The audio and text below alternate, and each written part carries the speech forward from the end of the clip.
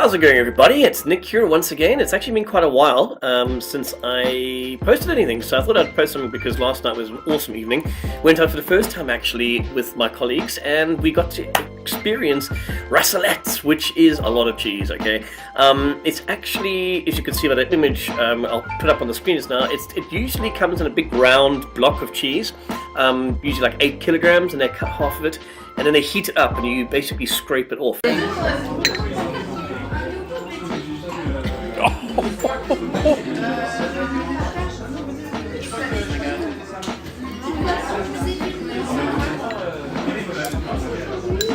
Raclette is actually from French, raclette, which is the sort of, means to scrape, or to scrape off actually.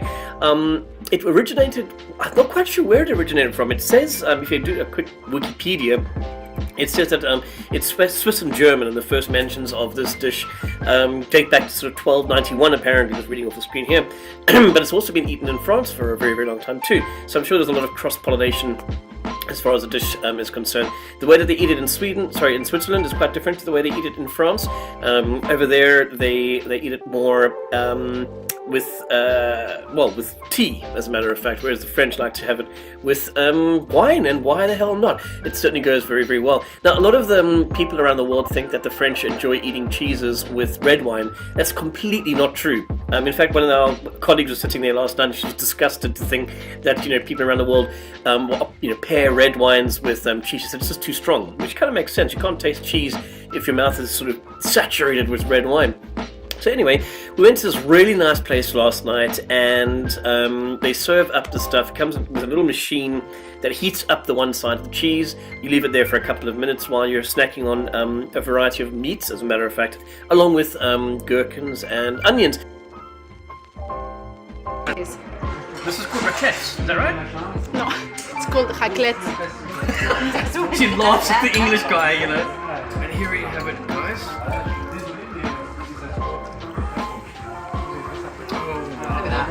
Oh my god, should I make a zoom? Just look at that stuff, guys. I mean, really.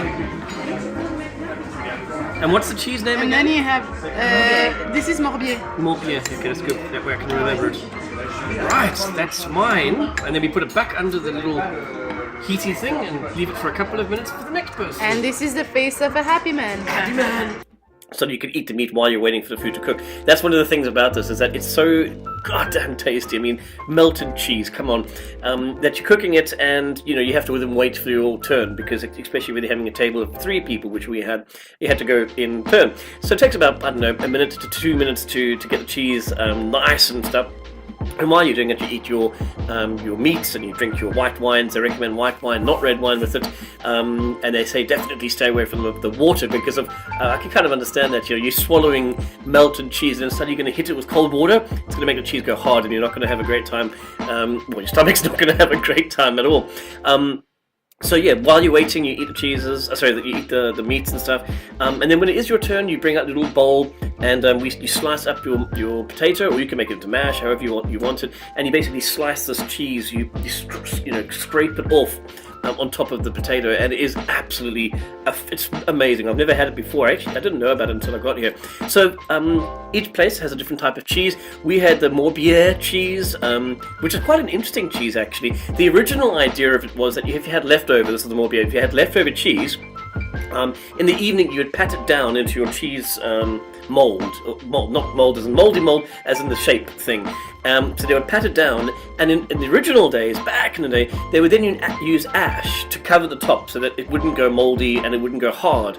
And then the next morning, after they've finished making the next day's cheese, they would pour that on top of the old cheese with the line of ash on top of it, and then it would set. And so what you end up with is, I'll show you a picture on the screen here, is some cheese that has a sort of strata or a line of ash through it. So obviously these days they don't have to do that because they can make it in one run, and they actually just add sort of coloured oil to make it look like that. So it's actually not ash that you're eating. It's not going to affect the flavour. And the flavour is fantastic. It's creamy, it's milky, has quite a but slightly bitter aftertaste at the very end.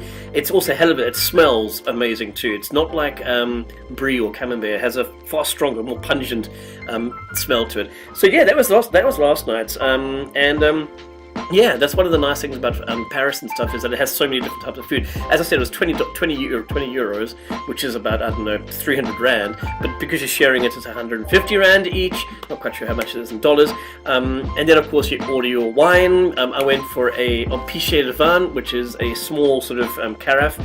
Well, I was going to go for that. I'm actually not going to lie. I was going to go for that, and I was like, fuck it. Went for a proper carafe of wine, which is about 500 mils.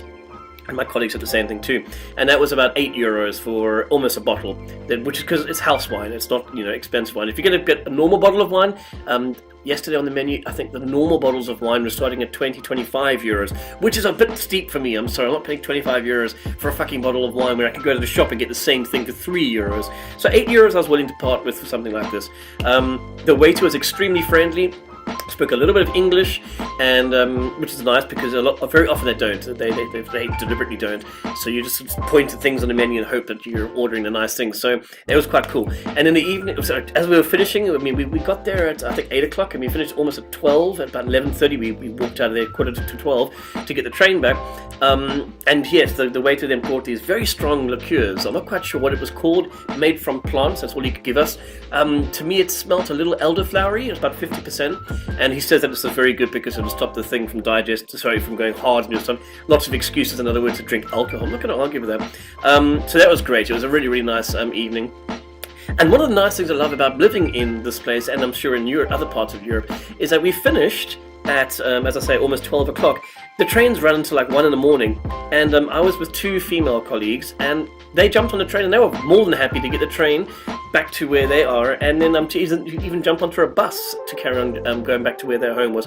I jumped on the train. I then got off at basically sort of like almost like a Clapham Junction. It's a main junction area where I then got onto another subway, where I then get off and then get onto the last subway to get back to my place. And I arrived here just after, I don't know, 12:15, and there were lots of people walking around. I mean, girls, young women were getting off the train and walking by themselves. I mean, someone was walking ahead of me. I thought, my word, you wouldn't get this in South Africa, obviously.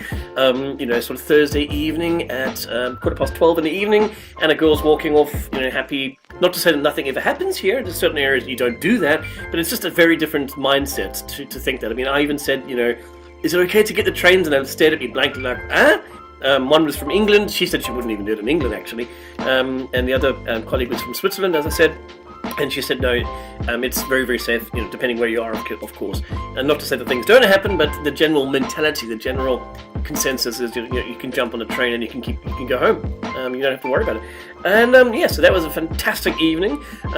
It's been, quite a good week, as a matter of fact. I'm getting a lot of work done, at least preparing for work to get done. And today is Friday.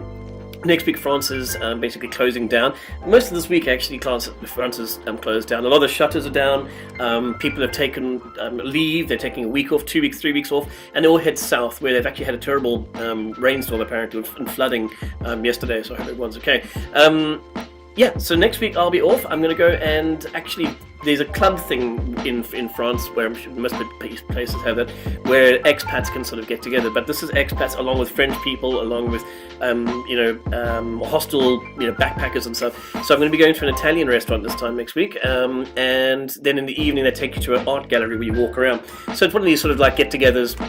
I think it's called My Connect, or actually my friend Amy back in South Africa suggested. It's a good way to meet people. As I said, Meetup, that's right. It's an app, Meetup, and you can join all these clubs. I've also joined a photography one, and there's a pub one as well, which sounds quite fun. I'm going to go to that next Friday. Actually, next Friday they're having Saturday, at this pub, they have an Asterix and Obelix evening where they hand out little these little vials of drink, I'm sure, that'll make you feel that you're strong as hell. So that sounds like it's going to be quite a good laugh. So as I say, I mean, as an expat living over here, it's not easy to meet people if you don't speak the language. I'm studying like mad, about an hour a day, just getting the vocabulary right and trying to get the pronunciations right. And yeah, if you don't speak the language, it is clicky here, as I've mentioned in one of the other vlogs. So it's good to go and do things like this. I mean, that's where you meet people in a lot of places. It's about joining a fraternity, about joining a club, whether that be a rowing club or a cycling club or a photography club, which, you know, anything interest will help meet people. And the nice thing about Paris is because it's so cosmopolitan, you're going to meet people from all around the place. My one colleague last night was saying, this is the one from Switzerland, that she loves Paris for that reason, that you get to meet people from everywhere, and that she wouldn't want to go live in a smaller area of France because you don't get that. So yeah, Paris is extremely expensive, but at the same time you do have this diversity, which is fantastic. But anyway, I'll stick a video in somewhere here. Probably you've already seen it, with me actually, you know, doing the whole procedure of scraping off the food. Thank you very much to my colleague who took that. I'm not going to use any names because there's crazy people out there. And yeah, I hope you guys enjoyed this. Try and, if you can, look for a place that has raclette or raclette or however you want to pronounce it. I know there are areas. Just go look for a Swiss, you know, a special restaurant. You know, one of these. I think there are places in Joburg. Not sure if there are any in Cape Town, but you might actually be able to find some of these things. It's really cool because you can actually buy the little machines with the heating coil and stuff in the local supermarkets. It's probably one of those things that you buy and then you stick at the back of your cupboard and you never ever use it after the first time, much like people who, you know, use fondue sets. But anyway, I'll catch you guys later. I'll report on something next week. I'm going to go do the catacombs, Louvre, and probably the Opera House as well. So I'll record when and if. I probably will go and do it. I'll do that. So catch you guys later.